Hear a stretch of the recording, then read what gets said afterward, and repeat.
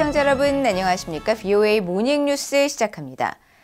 백악관이 팔레스타인 무장정파 하마스가 북한 무기를 사용한 사실을 인지하고 있다고 밝혔습니다. 북한과 하마스 간 군사 협력 여부와 별개로 하마스가 북한 무기로 이스라엘을 공격한 사실을 확인했습니다.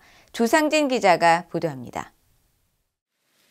백악관 국가안보회의 NSC 관계자는 10일 하마스의 북한 무기 사용 사실을 확인했습니다.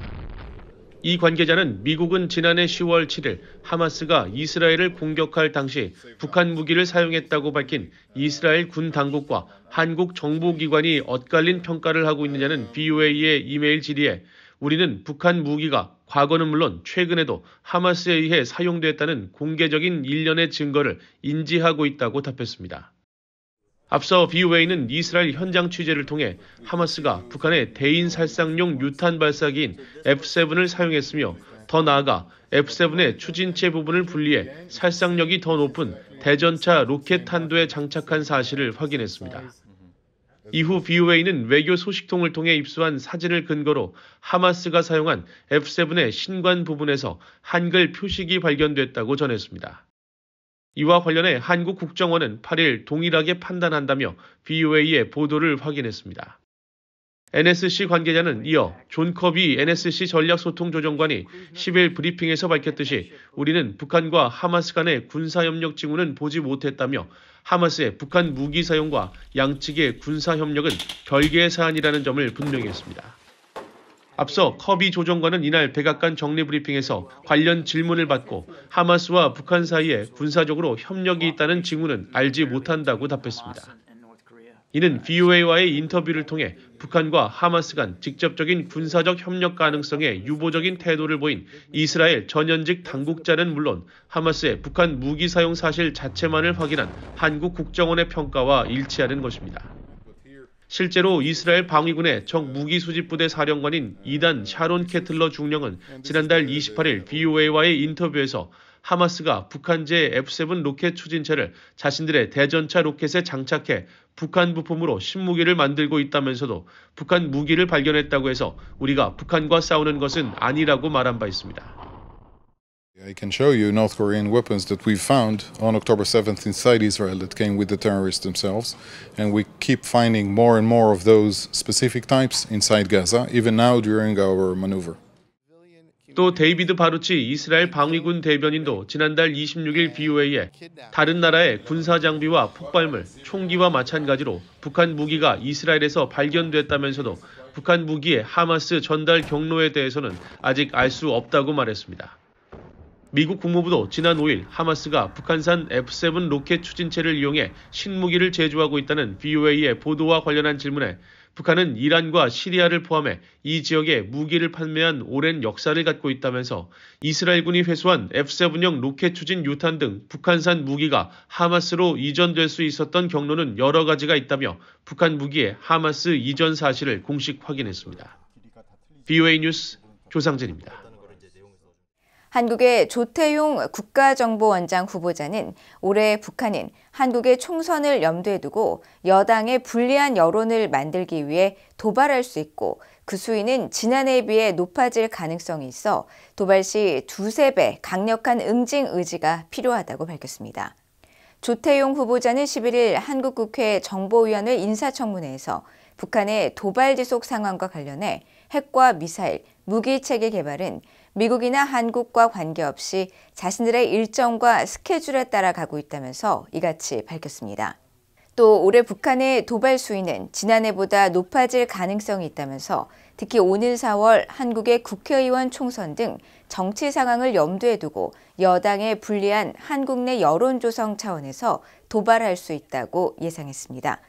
그러면서 큰 틀에서 보면 우리 국민이 흔들리지 않으면 북한으로서도 도발을 해서 얻는 정치적 이익이 없기 때문에 수위 조절을 할 것이라고 평가했습니다.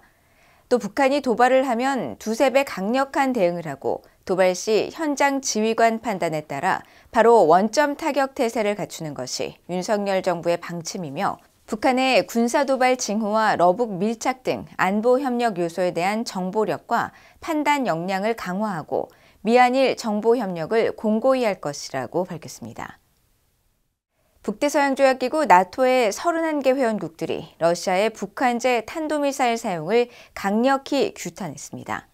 나토는 10일 벨기에 브뤼셀에서 열린 나토 우크라이나 이사회 종료 뒤 발표된 보도 자료를 통해 동맹국들은 우크라이나에 대한 러시아의 공습 확대와 러시아의 북한 탄도미사일 및 이란산 무인기 사용을 강력히 규탄한다고 밝혔습니다.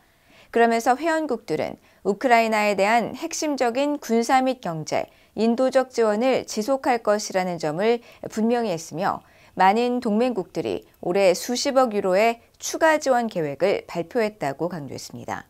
옌스 스톨텐베르크 나토 사무총장도 이날 보도자료에서 나토는 북한과 이란의 무기를 포함해 우크라이나의 무인기 공격을 강력히 규탄한다면서 러시아의 잔인한 전쟁은 결코 성공하지 못할 것이며 우크라이나의 결의를 강화할 뿐이라고 경고했습니다.